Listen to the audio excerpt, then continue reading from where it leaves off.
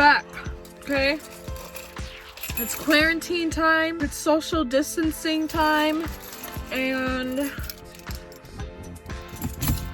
it's time for another video. As you can see, actually, yeah, you can probably tell that this is a different car, and my old car is right there. Today's video is going to be about my second car, and I'm about to drive to the location that I want to show you the car. Ignore this little car, by the way. I'm sorry. I'm just like, I'm in like grandma clothes, kind of like super loungy, whatever clothes. It's Saturday. Today is March 21st. But yeah, I'll see you when we get there. Phone call from my woman in my home. She was burning of desire, just like I do. That's right, baby. She wanted me to put out this fire burning in my soul. She said to me, only you feel can put out this fire. Only you feel can put out this fire. Okay. You guys ready to see? Oh my god. Here's the final moment I've been waiting for to show you guys. Hope you can still hear me and it's not too windy, but here is the car. Before everybody is like, why? I wanted to get something that was good in the wintertime for the snow, because obviously Mustang is not practical for the snow time, and the tires that I have are just not as good, I guess. They're like racing tires, so they're like really slippery and thin. The tire and wheel ratio is just really not the same, so I wanted to get this. Had it as my second car, so now I have two cars. In my home, are you sure? She was putting out the fire, burning in my soul. Really? Only you, baby, can put out this fire. Only you, baby, can put out this fire burning in my soul. Okay, so first thing I want to talk about, I know this is bad, but it's just like, what do you expect for like a 19-year-old car? I think this is an 01, so there's a lot of things wrong with it actually, but all that I care about is that it runs and it has decent tires. So I really wanted a Jeep or a truck, just something that was reliable for the winter and snow time. Once we get inside the car, I will explain more like what exactly is wrong with it, because like I said, it's not the greatest, but I mean, it looks pretty good besides the rust and, you know, a couple whatever things on the outside. Not that great. And the tires, I don't know, I think the front tires are like okay, but when I actually went to go pick up the car, this one got a flat, so it got patched, and it's missing a little cap, so that's awesome. But let me just get inside. This is the inside. I didn't bother to clean in here, because why? But like, every single freaking Jeep that I went to look at, or that I've looked on Craigslist and Marketplace and everything, the freaking top is just not wanting to like stick anymore, I guess. And so it looks like that underneath, which is not cute, but I don't care. I mean, like, sometimes it touches my head, which is really annoying whenever I'm driving to work, but it's whatever.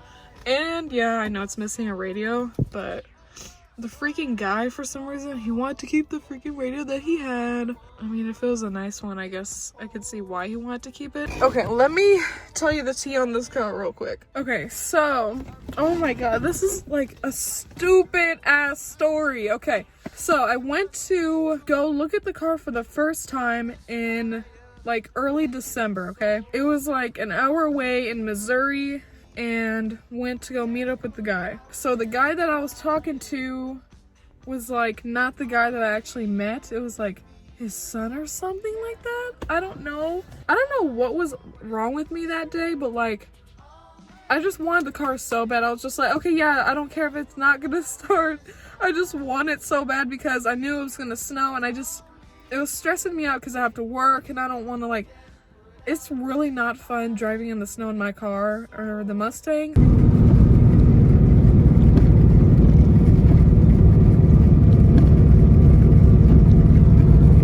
So I was just like, I need something fast and quick. I don't care what's wrong with it. So I think that was like the mindset that I had during the day that I went to go look at it. He was like, yeah, I had to jump it whenever or before we got here. And I was like, oh, okay, it's whatever. I mean, like, he said that they don't really use the car that much, so it's kind of like sitting in the driveway, whatever. So I was like, okay, yeah, I understand that. I mean, if it's just a jump and it's running now, it's fine. Then once I actually bought the car, I literally got so frustrated at this freaking guy. Whenever I went to go look at the car the second time to actually buy it, before I got there, he like asked me my like information, my name, address, so that he could put it on the title and be ready before I got there. That was the first mistake that I made. I don't know why I did that. I was like, okay, yeah, so we don't have to waste time, whatever. And so when I got there, the title was ready. It was all in my name. I just kind of looked it over, and I was like, okay, yeah, it's good. Whenever I went to the DMV, because I wanted to get it registered and everything that day, we drove back, and I went to the DMV, and they were like, we can't take this, sorry. And I was like, why? And they said, the title is void. And I was like, how? What do you mean? He was like, I mean because it's void. And I was like, the guy that freaking sold me the car, he tried to sell it to somebody previously, and he erased their name, keyword erased, and then put my name on top. And any erasure or altercations to the title voids it. So I was like, man, he was like, try and get in contact with the guy that sold you the car and tell him to get a new title. I was like, okay, yeah, I'm gonna text the guy, and I did, and he never got it. He never did, and he stopped texting me and responding to me. I called him, I texted him. I never got the title from him. So like maybe 2 weeks, 3 weeks later, I was like, man, I've been trying to like see ways I can go around this and try and get the title myself. I tried to contact like the Secretary of State Police. They were super unhelpful, like the Department of whatever and Treasury or something like that, and they couldn't help me. So I went to another DMV and they accepted it, even though that they knew that it was not valid, I guess. But I was just so grateful that I was able to get it, because I would have been just stuck with the car. I already gave him the money, and I would have been stuck with the car that I can't even drive. So I was just really, really sad and pissed off. But once I got it, and I actually got the title in the mail with my name on it now, so everything's good. So yeah, that was like a really stupid process and situation that I had to go through to freaking get this crap. But I mean, it's not crap. I love her so. But yeah, I really do, okay? I actually wanted this to be my first car before the Mustang. Like, I really liked these before the Mustang, even though I like Mustangs. I just wanted this to be my first car because of Jurassic Park. My favorite movie ever. I love dinosaurs. I always loved dinosaurs as a kid, and this just makes me think of Jurassic Park vibes, you know? After we got the title, this car had a couple of problems starting up and like battery issues and stuff. I got a new battery, new terminals, and I tried to jump it with my Mustang for like 45 minutes charging, and it never started. It didn't even want to crank, and it wasn't like turning over. That was super frustrating, so I got it towed for free. Thank you to State Farm. State Farm is so good. But I got it towed to my auto shop, and they actually like charged it for like a couple days, and since then it was fine, I guess. It's been fine since I took it to the auto shop. So they said the battery was like completely dead somehow, so I'm just like, I have no idea what was wrong with it, but I haven't had any issues with it since. Just a couple of weird things that are wrong with it. Whenever I'm in idle, like at a stoplight or a stop sign or something, the oil gauge will actually like go down. Let me explain. Okay, so whenever I'm idling, it should be like in the middle or higher, I guess. But anytime I'm like idling or whatever, it will go like this. Usually stop right there or here sometimes, but usually right there, and I'm just like, oh, that's not good. But whenever I start back up and going again and accelerating, it'll go back up. But anytime I'm idling, it goes down.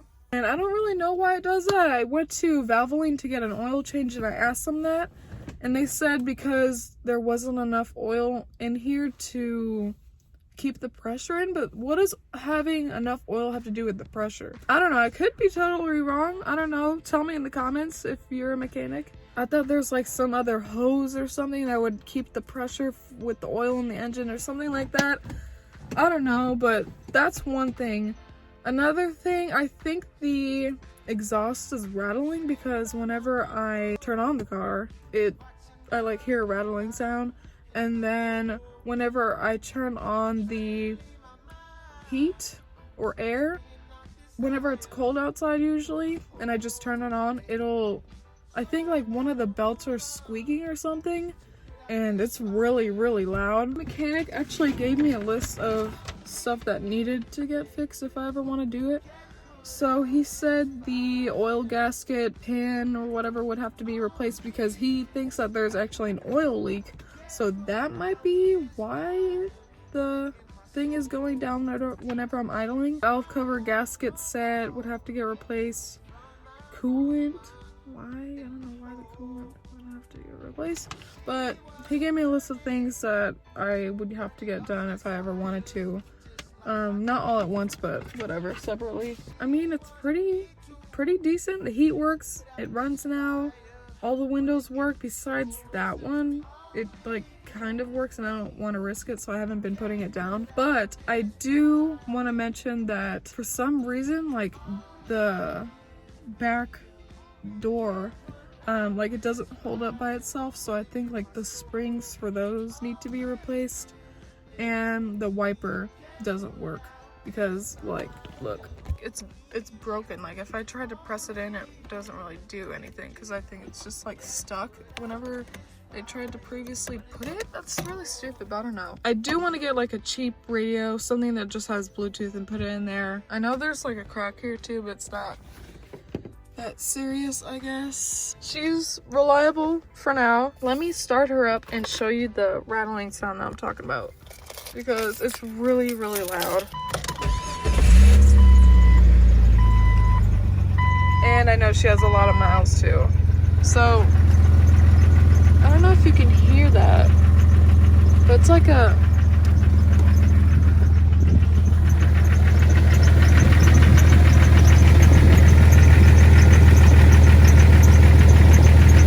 I don't know what that is either. Is that something leaking or what? But there's something underneath just spinning and not going right, I guess. I don't really know how to explain it, but like, let me put on the heat and see if it'll do it. Hold on. It didn't.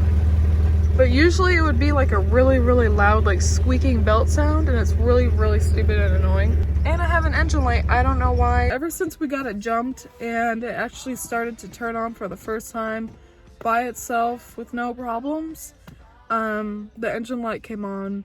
Probably because of the work that he's done. He apparently said that he like did the whole top half of the engine, but I can't really tell. I mean, I don't really know. Okay, I know it's super dirty, but apparently he said he redid the top half. I couldn't tell you. If anybody in the comments could tell me more, that'd be great. Okay, so I think that's everything I want to say for my new car. Thank you for watching and still being subscribed. I know I don't really post that much, but shit has been weird and crazy. You know how it is with the virus and stuff. If this video blows up like my last car video, I'm just gonna be a car girl. I don't care. Yeah, that was pretty much everything, and I hope you have a great rest of your weekend. So, bye. To put out this fire burning in the soul.